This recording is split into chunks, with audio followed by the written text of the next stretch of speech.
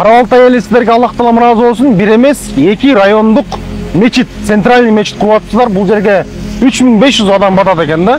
Жалпысынан айтканда туугандар, ушул жерде Карабалтай эли ушул килтейген мечитти куруп коюптур да. Карасаңыздар, эми азыркы учурда туугандар ушул мечиттин бүтүшүнө 10% эле калыптыр да, тактап айткандарчы. Болгондо бул мечит центрде. Бир күндө багымдаттан баштап Куптанга чейин 1500 адам бул жерде намаз окуп чыгып кетет да.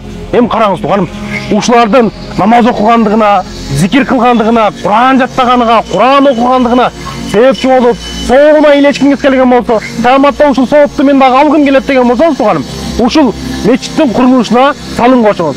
Бул мечит 90% бүткөн, 10% калды тууганым. 10% дагы бир элге жумшап жатабыз да.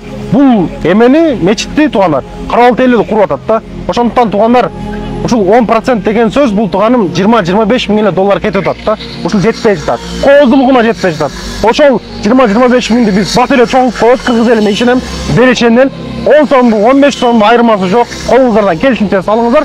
Ал эми бул видеону туугандар садака кылгыңыз келе болсо, чотоңузда акча жок болуп аткан болсо, жок дегенде ушул видеону башка бир мусулман бир туугандарга жөнөтүңүз.